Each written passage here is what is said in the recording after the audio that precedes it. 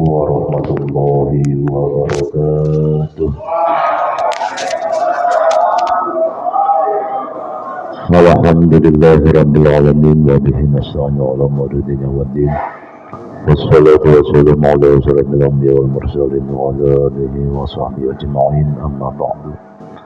Bismillahirrahmanirrahim. Subhanaka la ilma lana illa ma 'allamtana innaka antal alimul hakim. Rabbi shrah li sadri wa yassir li amri wahlul 'uqdatam min lisani yafqahu qawli. Ilahi anta maqsudi wa ridhaka matludi a'tini mahabbataka wa ma'rifataka. Allahumma qala ya hikmataka wa nashrana ya rahmataka wa zakani manasitu ya zal jalali wal ikram. Ya man 'allama Ibrahim al-hikmata 'allimni, ya man 'allama Ibrahim al-hikmata wa 'allama Musa al-ilma 'allimni, ya man 'allama Adam al-asma'a kullaha 'allimni. Allahumma iftah lana bi futuhil arifin min 'ilmin laduni bi rahmatika ya arhamar rahimin. Qala al-mu'allifu rahimahullah ta'ala wa nafa'ana bi ulumihi wa amaddana bi asrarihi, amin ya rabbal alamin. Para jamaah pengajian Masjid At-Taqwa yang saya hormati, yang tidak bisa saya sebut satu persatu, mudah-mudahan kita semua dipanjangkan umur berbarokah, selalu diberikan kesehatan dan selalu diberikan taufik dan hidayah oleh Allah Subhanahu wa taala. Amin ya rabbal alamin. Seperti biasa, sebelum kita melanjutkan pengajian, yuk kita sama-sama membaca salawat kepada Kanjeng Nabi Muhammad sallallahu alaihi wasallam. Inna Allah wa malaikatahu yusalluna 'alan nabi ya ayyuhalladzina amanu sallu 'alaihi wa sallimu taslima. Sallallahu rabbuna ala nuril mubin Ahmad al-Mustafa sayyidil mursalin wa ala alihi wa sahbihi ajma'in. Sallallahu rabbuna ala nuril mubin Ahmad al-Mustafa sayyidil mursalin wa ala alihi wa sahbihi ajma'in. Sallallahu rabbuna ala nuril mubin Ahmad al-Mustafa sayyidil mursalin wa ala alihi wa sahbihi ajma'in. Alhamdulillahirabbil alamin. Mudah-mudahan pembacaan selawat kita tadi menjadikan wasilah kita semua mendapatkan syafaatul uzma dari Kanjeng Nabi Muhammad sallallahu alaihi wasallam. Kita lanjutkan pengajian kita di dalam kitab Mukhtasar Al-Qurtubi, bab siksaan orang yang membunuh. A'udzu billahi minasy syaithanir rajim. Bismillahirrahmanirrahim. Fa idza ta'ammadatil mar'atu aw asqatat nafsaha summa tarafat bidambiha wa tadarra'at ila Allah azza wa jalla qablaha liqaulihi ta'ala wa huwa alladzi yaqbalu tawbata 'an ibadihi. Fa idza madatil mar'atu aw asqatat nafsaha, maka apabila sengaja seorang perempuan menggugurkan kandungan atau janin,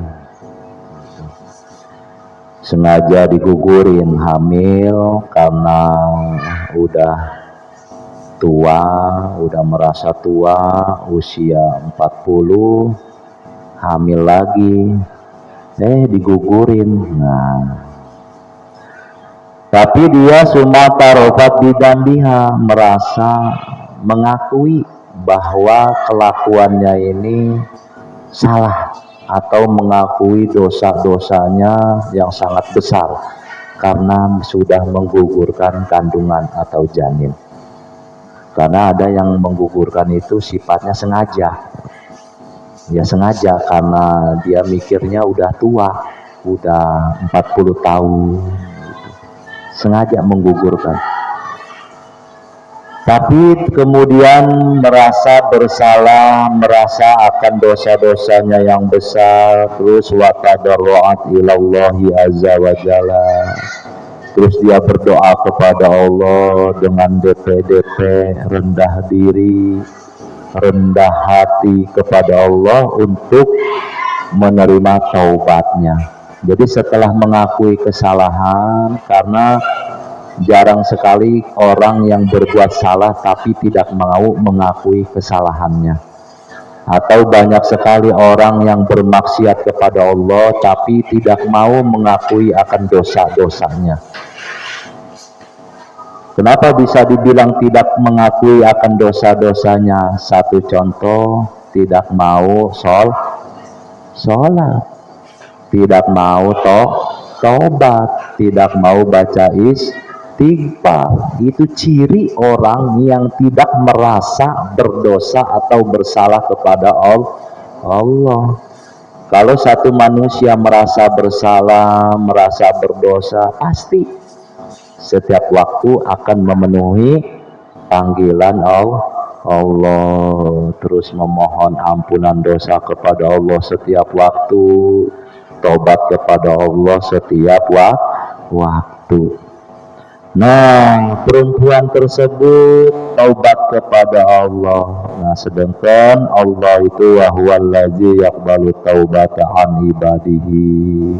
Allah mah udah jelas menerima taubat hambanya. Yang penting kitanya mau taubat. Tapi nggak ada sih perempuan yang menggugurkan kandungan kalau memang punya suami gitu ya, suami istri. Kenapa? Ya sah gitu. Nggak ada lah, walaupun posisi udah tua, usia 40 tahun. Apalagi zaman dulu usia 50 tahun masih hamil, 50 tahun itu masih hamil gitu. Karena orang tua dulu itu berkeyakinan banyak anak banyak rezeki, keyakinannya kuat, keyakinan kepada Allah gitu. Nah kita mah ketakutan. Kita mah banyak anak itu takut enggak kenafkahin, takut enggak bisa ngebiayain, enggak bisa ngasih makan. Punya rasa takut seperti itu, secara ilmu tauhid sudah mentiadakan Allah, udah nganggap Allah enggak ada gitu ya. Allah, makanya orang tua dulu mah keyakinannya kuat, ketauhidannya hebat-hebat gitu. Ya, Pak Bos ya. Berapa? 12 anaknya. Iya, ngerti. 12 tuh. Tinggal 11. Masya Allah, mantap. Orang tua dulu itu mantap. Anaknya nggak ada yang 2, 3 orang tua dulu mah. Ya, minimal 7, 8. Nah, minimal 7, 8. Ibu saya 8. Orang tua saya 8 gitu. Yang meninggal 2, yang ada 6. Ini anak sekarang mah cukup 2. Anaknya cukup 2 aja. Insyaallah. Wadiyatul janinin kana musawiran sitamiatu dirhamin lil warasiti abihi wa ikhwatihi tustauhibu minhum. Wadiyatul janin in kana musawiran, bayar diahnya janin in kana musawiron apabila janin itu sudah berbentuk. Ini ada bayar diah, ya, bayar diah janin. Jadi apabila orang menggugurkan janin, janinnya sudah ngebentuk, kira-kira usia berapa bulan? 4 bulan ya. Nah, sempurnanya janin itu memang 4 bulan. Begitu di kandungan 4 bulan digugurin. Nah, di samping dosa dia harus bayar diah. Bayar diahnya bukan fidyah, bukan gitu, bukan kifarat. Bayar diahnya berapa? Sitamiatu dirhamin, 300 dirham. 300 dirham itu 1 dirhamnya sama dengan 2 gram perak kalau nggak salah ya. 1 gram perak 30.000, 2 gram 60.000, berarti 300 dikali 60.000 berapa tuh? 3 kali 6 18, berarti 18 juta apa 1.800.000? 18 juta. 18 juta ya? Oh, itu bayar diahnya 18 juta. Masya Allah, kalau sengaja-ngaja menggugurkan kandungan atau janin yang sudah berupak, sudah sempurna, berarti usia 4 bulan. Karena usia 4 bulan itu udah wajib dimandiin, disolatin gitu. Kepada siapa? Lil warasati abihi, kepada ahli waris bapaknya, ya orang tuanya aja gitu, mau bapaknya, wa ikhwatihi, saudara-saudaranya, siapa aja itu yang mau bayarin dia.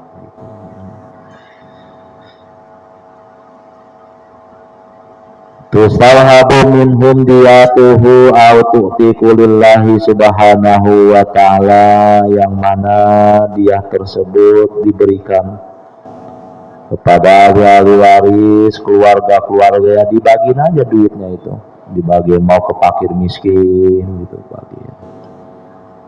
Atau membebaskan budak, yaitu 1 budak. Zaman sekarang udah nggak ada budak. Kalau nggak duit 18 juta misal ya, 300 dirham itu, jadi membebaskan budak gitu, hamba sahaya. Faman lam yajid fasyamu syahraini mutatabi'aini taubatan minallahi wa kana Allahu aliman hakiman. Gimana Pak Ustaz, saya mah duit enggak punya, budak enggak punya. Nah, faman lam yajid fasyamu syahraini, apabila duit nggak punya, budak nggak punya, maka jalankanlah puasa 2 bulan berturut-turut. Jangan batal tuh. Jangan batal 2 bulan berturut-turut. Ini samanya sama ini nih, kiparat yang hubungan badan bulan puasa Ramadan, 2 bulan berturut-turut puasanya itu. Yang puasa siapa? Suaminya, bukan istrinya, karena istri mah gimana suami gitu Bang Bos ya. Makanya 2 bulan berturut-turut. Kalau perempuan nggak bisa karena dia terpotong haid, makanya ini jatuhnya kepada suaminya. Nah itu seperti itu. Terus taubatan minallah, taubat kepada Allah setelah menjalankan puasa 2 bulan berturut-turut, taubat kepada Allah, tidak akan menggugurkan kandungan. Wa kana Allahu aliman hakiman, jelas Allah maha tahu dan maha menghukumi.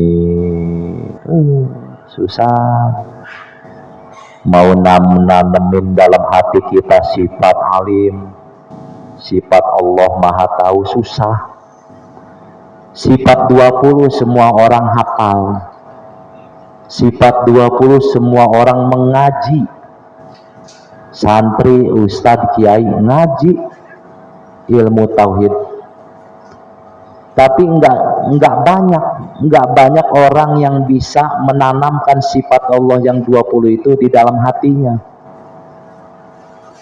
Karena apa? Susah. Kita nggak usah jauh-jauh, pengen tanamkan sifat Allah itu sifat wujud. Allah sifatnya wujud ada. Coba tanamkan dalam hati kita. Nggak bisa kita ini.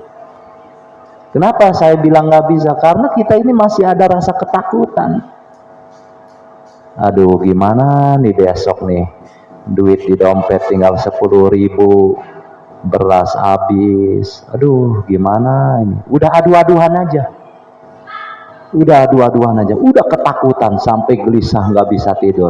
Nah, berarti sifat wujudnya Allah itu nggak ada di dalam kolbunya, di dalam hati. Seperti sifat Allah yang alim, Allah Maha Tahu. Kenapa orang nggak bisa menanamkan sifat Allah alim, Allah Maha Tahu? Buktinya masih mau ngebohong, masih mau maksiat. Berarti menganggap Allah tidak tahu. Susah. Kalau ngaji mah bener, ngaji sifat 20 semua juga ngaji, tapi sifat 20 Allah itu nggak ada yang ditanamkan di dalam hati. Masya Allah, susah. Ya Allah, udah kalau ngebahas begitu mah panjang kali lebar. Annahu qala Allah ta'ala man qatala nafsan bi ghairi nafsin aw fasadin fil ardi faka'anna ma qatala nasu jami'an. Udah kata Allah singkatnya begini, barang siapa yang membunuh atau merusak bumi, paka'an nama qatalan nasu jami'an, maka seolah-olah orang tersebut telah membunuh manusia seluruhnya. Apabila ada satu orang yang membunuhnya cuma satu orang, atau merusak bumi itu seperti apa? Pohon ditebang-tebangin, terus gunung-gunung diledak-ledakin. Sedangkan gunung itu adalah pakunya bumi. Karena Allah menciptakan bumi, sebelum ada gunung, bumi ini goyang. Nggak mau diem, buminya gonjlang-ganjling aja. Nggak mau diem gimana sih? Goyang gini aja nih. Nah akhirnya Allah menciptakan gunung. Begitu diciptakan gunung-gunung, barulah diem bumi ini. Nah sekarang gunungnya dibom, diambilin batunya. Nah kira-kira bumi ini nanti gimana? Goyang, hancur ntar mah. Masya Allah. Nah itu membunuh satu orang atau merusak bumi sama dengan membunuh seluruh manusia. Ya Allah. Faka'an nama ismana wa man ahyaha faka'an nama ahyan nasa jami'an. Sebaliknya, barang siapa yang menghidupi seseorang, menghidupi satu manusia atau menghidupi bumi, maka kata Allah faka'an nama ahyan nasa jami'an, maka seolah-olah sesungguhnya orang tersebut seperti menghidupkan seluruh manusia. Menghidupkan gimana sih maksudnya? Begini, kita ketemu dengan orang, maaf ya, udah bukan orang miskin lagi, atau orang miskin nggak usaha, pagi makan, sore enggak, sore makan, pagi enggak, ya itu pun makan nasi doang misal. Nah lantas kita beri makan, kita menghidupi orang tersebut, menghidupi, kasih makan, kasih minum, kasih pakaian. Nah itu kata Allah, faka'an nama ahyan nasa jami'an. Sesungguhnya seolah-olah orang tersebut itu sudah menghidupi seluruh manusia. Masya Allah. Menghidupi mah banyak ya, kita menafkahi anak yatim, sama menafkahi anak yatim artinya menghidupi anak yatim, atau menghidupi bumi. Ayo kita tanam pohon-pohon di bumi. Nah itu sama aja kata Allah, menghidupkan seluruh manusia atau menghidupi seluruh manusia. Yani lawis taroka alfa nafsin fi qatlin wahidin kana ala kulli wahidin minhum al-qatlu wa yakunu alaihim wizrun man qatalan nasa jami'an. Yang dimaksud daripada firman Allah Subhanahu wa taala seperti orang mengeroyok jumlahnya 1000 orang. 1000 orang ini mengeroyok satu orang sampai orang ini mati. Lantas 1000 orang ini apakah dapat dosanya ibarat kayak kalau ada istilah menanggung beban yang berat, kalau orangnya banyak terasa ringan karena rame-rame, jadi kebagiannya kita ibarat sedikit. Kalau membunuh enggak, misal membunuh orang, misal dosanya 1000 cambukan misal. Lantas yang mengeroyok ini berjumlah 1000. Berarti kalau hitung-hitungan matematika, ke satu orang kebagian 1 cambukan. Nah enggak, justru di sini apabila membunuh kana ala kulli wahidin minhumul qatlu, maka jatuhnya satu orang, satu manusia yang dibunuh. Ini 1000 orang nih, 1000 orang membunuh satu orang, mati. Nah itu dosanya tetap yang 1000 orang ini kebagian satu orangnya seperti membunuh satu orang. Berarti jumlahan seluruhnya seolah-olah membunuh 1000 orang, seperti membunuh 1000 orang.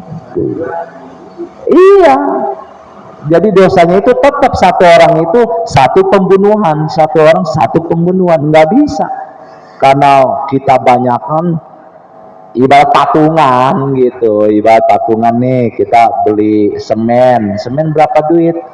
50.000, patungan 10 orang, berarti jatuhnya cuma 5.000. Enggak begitu, kalau membunuh mah tetap satu orang itu seperti membunuh satu orang. Kalau yang mengeroyoknya 1000 orang, berarti 1000 orang juga yang dibunuh. Begitu.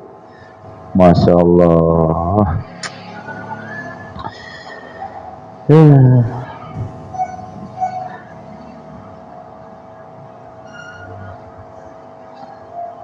Wa man ahsana ila nafsin mutiratan bi kasratin aw ta'matin aw syaqaha surbatan ma'in fi waqti atsin aw qurbatin farajaha ala akhihil muslimu faka'annama ahyan nasa jami'an wa ka'annama ahsana ila khalqillahi subhanahu wa ta'ala. Wa man ahsana ila nafsin mutiratan bi kasratin aw ta'matin, barang siapa yang berbuat kebagusan atau berbuat kebaikan kepada diri seseorang dengan cara memberi sepotong roti atau sesuap makanan. Misal Jahit ngasih sepotong roti sama bakar kebetulan ya orang yang lagi lapar, orang yang belum makan. atau ngajak orang makan, yuk udah makan belum? Belum, ayo makan di rumah saya bareng, ya. Terus ausaqah surbatan ma'in fi waktu asin, atau memberi air minum di waktu aus. Ngelihat orang kita nih lagi aus, wah ini orang kayaknya lagi aus, buru-buru kita ngambil air minum, Pak silakan minum, itu ya. Malah kalau lebih bagus di masjid tuh siapin aqua gelas di dus taruh buat jamaah, kalau ada yang habis sholat aus minum nggak apa-apa, sedus nggak nyampe 30.000 aqua gelas, ya. Nah, apabila ada orang yang memberi makan dan minum seseorang, memberi makan dalam keadaan lapar, memberikan minum dalam keadaan haus, atau orang lagi kesusahan kita tolong, nah itu fakaan nama ahyan nasa jami'an, itu udah seperti menghidupi seluruh manusia. Pernah kita ngajak makan orang? Hah? Seringnya diajak. Iya. Makanya banyak para alim ulama, para ustadz, para kiai, banyak yang mengajak orang ini untuk masuk ke dalam surga. Untuk masuk ke dalam, banyak yang mengajak, tapi sedikit sekali yang mengajak makan orang lapar. Bener nggak? Hah? Ngomongin realita kenyataan zaman sekarang. Bahkan kata Papri udah dijapri juga nggak bales-bales. Masya Allah. Ayo saudara-saudara, kita tingkatkan ibadah kita menuju surganya Allah. Ngajak orang masuk ke dalam ngajak orang menuju jalan tapi sedikit yang ngajak makan. Coba boro-boronya, yuk makan di rumah saya, besok jam 12 siang habis sholat zuhur saya tunggu makan di rumah saya. Ada. Masya Allah. Sedangkan kalau kita memberi makan minum, artinya menghidupi seseorang, maka itu seperti kita menghidupi seluruh manusia. Insya Allah. Jangan sayang makanan, jangan. Kalau kita makan, waktunya makan nih, WA. Yang mau makan siang, merapat ke rumah saya, ditunggu. Ada nggak yang begitu? Ngumumin di grup. Ngasih uang? Oh iya. Oh, nggak apa-apa, sama. Yang penting kita niatnya, nih buat beli makan. Nggak apa-apa. Dia seneng, alhamdulillah saya belum makan dari pagi, belum nyarap, dikasih duit beli nasi makan. Jangan ngelihat orang itu nggak pernah ibadah, jangan. Ya, ini mah mau ngasih tapi orangnya juga nggak pernah sholat, males saya ngasih. Jangan, nggak boleh begitu, nggak boleh. Iya, kadang orang itu pikirannya seperti itu. Nah, mau ngasih makanannya juga males. Kenapa emang? Orangnya juga sholat nggak pernah, ngaji nggak pernah. Terus kalau lebaran mau beliin baju koko, nggak mau lah. Males, orangnya juga nggak pernah sholat. Ada sholat lebaran doang. Jangan, memberi itu jangan melihat ke situ, jangan. Masya Allah, jangan. Satu contoh, seorang pelacur aja ngasih minum ke seekor anjing, ngebelain dia yang kehausan. Nah, sekarang kita mau pilih-pilih ngasih, mau ngasih makan pilih-pilih, mana nih yang rajin sholat nih, pangkos mah rajin nih, tiap waktu berjamaah terus. dikasih pangkos tiap hari, misal makanan. Ada yang lebih susah dari pangkos, misal yang lebih membutuhkan dari pangkos, karena nggak pernah sholat, nggak dikasih. Jangan, ya. Agama tidak mengajarkan seperti itu, Rasul tidak mengajarkan seperti itu. Kalau ngasih aja, jangan pula pilih, jangan, ya. Ini mah mau ngasih tetangga juga lah, nggak mau lah ngasih dia mah. Kenapa emang? Dianya juga kalau punya nggak pernah ngasih. Itu mah sama aja memberi mengharap imbalan. Namanya memberi pamrih, memberi karena berharap dia kalau punya ngasih lagi ke kita. Itu mah tuh sama aja bohong, ya. Kebanyakan kita mah begitu, kebanyakan, ya. Jangan gitu ya, enggak ya, gitu. Ngasih rokok jangan milih-milih. Ini mah ngasih rokok lah, dianya juga nggak pernah ngasih ke saya. Jangan, rokok dianya aja nggak keisep sama saya, rokoknya Bonte saya mah Samsu. Jangan, ya. Intinya, ya. Intinya memberi itu jangan milih-milih, ya. Mau dia tukang sholat, mau dia tukang ngaji, mau dia nggak sholat, mau dia nggak ngaji, kalau memang dia butuh pertolongan kita, kita tolong. Butuh bantuan kita, kita bantu. Pak, walaupun dia seorang ahli maksiat, kalau memang dia butuh pertolongan kita, kita tolong. Butuh bantuan kita, kita bantu. Butuh pemberian kita, kita beri. Pak, saya nggak punya beras, minjem seliter aja. Dilihat orangnya, sholat nggak pernah minjem beras ke saya. Nggak ada Bu, atau nggak ada Pak, saya belum beli lagi, padahal masih setengah karung di dapur. Gitu. Karena milih-milih. Giliran yang minjem atau yang itunya tukang sholat, tukang ngaji, Pak, saya pinjem beras berapa, seliter, udah nggak usah pinjem, saya kasih nih 10 liter. Karena apa? Orang ini rajin sholat, rajin ngaji. Nggak boleh begitu, nggak boleh membeda-bedakan, ya, memberi itu. Masya Allah. Nah, keutamaan memberi makan itu sangat luar biasa, sangat luar biasa. Bahkan sampai Tuan Syekh Abdul Qadir Jailani berkata, memberi sesuap makan kepada orang yang sedang lapar lebih utama, lebih bagus dibanding orang yang membangun masjid 1000 masjid. Masya Allah, dibandinginnya tuh, dibandinginnya itu dah. Sekarang lagi lapar nggak ada, saya beli duduk nih. Aduh, kita mah jarang nanya orang itu udah makan apa belum. Jarang kita mah, jarang. Yang nanya, kita mah sering nanyanya gitu, sehat. Ya sehat mah sehat, perut mah lapar, gitu, ya. Ya.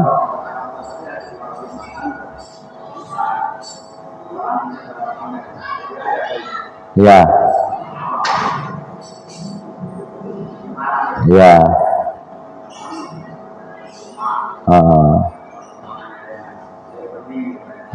Iya. Dulu saya memperhatikan guru-guru saya, kalau pengajian itu jamiahan, pengajian bapak-bapak maupun ibu-ibu, selalu gelar prasmanan, masak. Guru saya itu setiap pengajian mesti gelar masak, prasmanan. Jadi jamaah itu habis ngaji makannya enak-enak, sate, daging ayam, rendang daging. Saya bilang, ini mah enak amat yang ngaji, saya bilang. Nah itu saya belum kepaham. Ya ternyata hikmah memberi makan itu atau keutamaan memberi makan itu sangat luar biasa. Masya Allah, itu guru-guru saya itu, Pak Pri. Ya, saya juga pengen ngikutin, cuma ya kalau buat seorang dua orang mah bisa sih, bisa. Maksudnya buat seorang dua orang gitu ya, bisa. Tapi kalau untuk kebanyakan saya belum bisa. bukan nggak bisa, belum bisa gitu. Apalagi ngikutin Nabi Allah Ibrahim alaihissalam. Nabi Allah Ibrahim alaihissalam mah itu kalau mau makan siang ngundang orangnya aja jarak 2 kilo. Jarak 2 kilo dari sini kemana? Ada ke Gembong 2 kilo. Kurang lebih ya, Gembong 2 kilo. Nah itu masyarakat dari sini sampai batas Gembong itu seluruhnya diundang, tiap hari diundang makan sama Nabi Allah Ibrahim. Masya Allah. Pengen begitu tuh Pak Bos, pengen bisa gitu, pengen bisa, Masya Allah. Pengen bisa gitu, setiap makan siang umumin di grup, minimal grup PKM lah gitu, buat bapak-bapak semuanya yang mau makan siang saya tunggu di rumah jam 12:30 atau jam 11 siang sebelum dohor. Enggak, ini mah tiap hari, bukan Jumat aja, tiap hari pengen bisa tuh ngasih makan orang, pengen bisa. Masya Allah. Tapi kalau 1-2 orang mah alhamdulillah sih, alhamdulillah gitu. Ya Allah, keutamaannya luar biasa, seperti menghidupi seluruh manusia dan kebaikannya. Wa ka'annama ahsana ila khalqillahi subhanahu wa ta'ala, dan berbuat kebaikannya itu seperti kepada seluruh makhluk Allah. Kita memberi makan seseorang, memberi minum seseorang, berbuat kebaikan, tapi itu seolah-olah sesungguhnya kita itu sudah berbuat baik kepada seluruh makhluk Allah. Masya Allah, nggak ada yang bisa ngitung makhluk Allah, apalagi yang di dalam tanah, cacing, terus orang-orang segala, jangkrik, udah nggak bisa ke itu. Ya Allah, ya Rabbi, Allah. Dosa kita kalau ada tetangga kita yang lapar, insyaallah nggak punya beras, kita dosa, ya Allah. Aduh, saya pernah Panggos dongeng ya. Ini bukan ria ya, bukan artinya saya ria, bukan artinya motivasi lah, anggap motivasi. Satu waktu saya pernah dengar tetangga saya nggak masak. Masya Allah, saya nangis, saya Panggos, nangis saya. Artinya begini, aduh, dosa saya ini, tetangga saya dari pagi belum makan. Allahu Akbar. Di situ saya, walaupun kondisi saya juga memang nggak berkecukupan, tapi tetap saya bantu. Ya, saya mau bilang ke Papri, takut nggak ditanggapin. Khawatirnya yang ditanggapin sama Papri ini yang sering ke masjid doang, yang nggak ke masjid nggak ditanggapi gitu. Jangan, seluruh warga apabila yang butuh bantu, walaupun orang tersebut misal jarang ke masjid atau nggak aktif ke masjid, ya. Karena apa? Karena saya pernah dapat omongan bahwasanya pengurus TKM pilih-pilih, yang sakit yang dijenguk hanya orang-orang yang aktif ke masjid, yang suka ke masjid. Yang nggak suka ke masjid mah sakit nggak pernah dijenguk itu. Nah ini PR buat kita gitu. Jadi artinya jangan pilih-pilih, kita berbuat kebaikan, berbuat kebagusan, jangan pilih-pilih, segitu. Wa qala Rasulullah sallallahu alaihi wasallam khairukum linisaihi wa auladihi wa ma malakat yaminahu. Kata Rasul khairukum. Oh, Rasul ngomongnya sampai 2 kali. Ngomongnya dua kali, bahwasanya kalian itu lebih bagus, terhadap siapa? Linisaihi wa auladihi wa ma malakat yaminahu, Terhadap siapa? Terhadap istri-istri kalian, terhadap anak-anak kalian, dan setiap barang yang dimiliki, yang diberikan oleh, atau barang yang dipegang oleh tangan kanan. Artinya harta, barang yang dipegang oleh tangan kanan adalah satu simbol bahwa kita ada nggak yang memberi pakai tangan kiri? Nggak ada kan? Iya, nerima pun nggak ada yang pakai tangan. Artinya di sini memiliki dengan tangan kanan itu artinya kita itu sering memberi kepada siapa? Istri, kepada siapa lagi? Anak-anak kita, gitu. Jadi ini tertuju kepada seorang laki-laki kepala rumah tangga. Apabila laki-laki ini memberi kepada istrinya, memberi kepada anaknya, nah itu khairukum kata Rasul. Kalian itu lebih bagus. Masya Allah. Kita mah kalau dipinta istri kan ngakunya nggak ada mulu. Pak, minta duit buat beli kerudung, nggak ada. Oh, ini juga ada buat ongkos kerja. Padahal selipan dompet masih ratusan merahan. Ya Allah, anak minta duit sama kita itu kadang jawabnya nggak ada. Padahal kata Rasul, bagus, lebih bagus.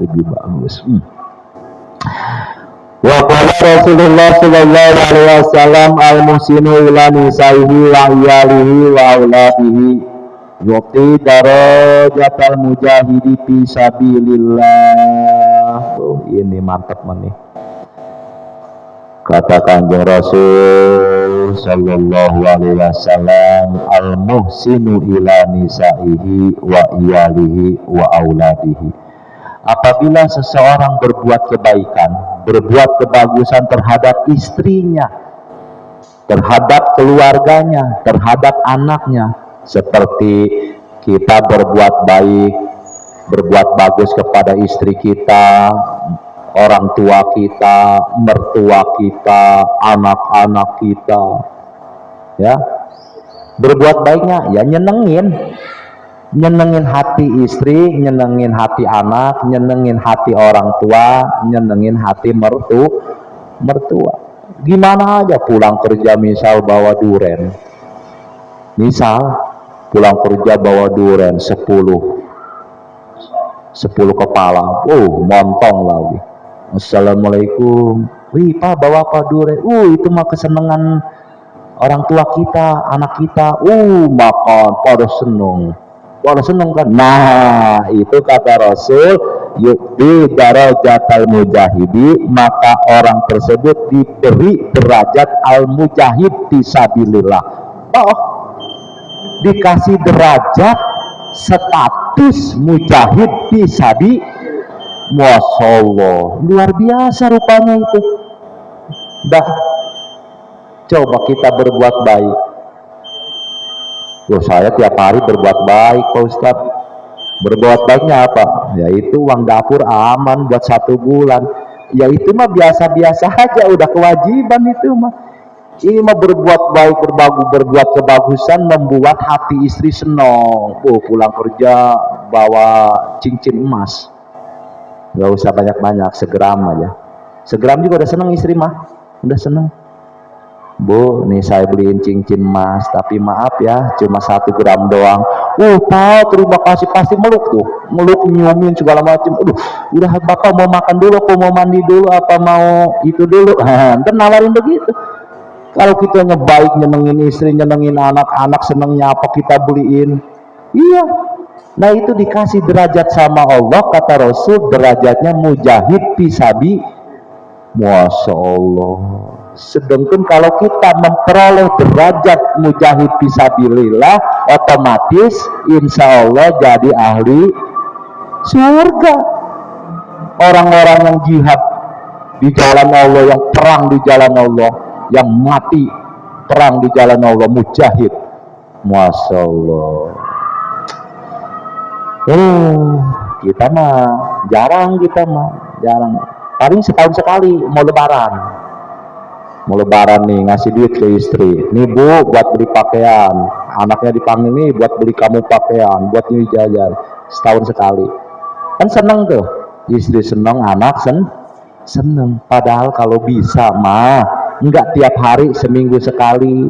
Apa nih yang membuat seneng keluarga kita? Apa nih yang membuat seneng istri dan anak kita dan orang tua kita? Kalau misal satu rumah ada orang tua kita, apa nih yang bikin senang? Ayo kita lakukan begitu, supaya mendapat gelar atau mendapat status mujahid fisabilillah. Berhubung waktunya udah masuk, waktu isya, dan imamnya pun alhamdulillah udah datang, kita segini aja. Mudah-mudahan pengajian kita ini ada manfaatnya untuk kita semua, dan mudah-mudahan wasilah pengajian ini kita mendapatkan tetesan rahmat dan ridho Allah SWT. Amin ya rabbal alamin. Ada pertanyaan? Ada pertanyaan? Enggak ada?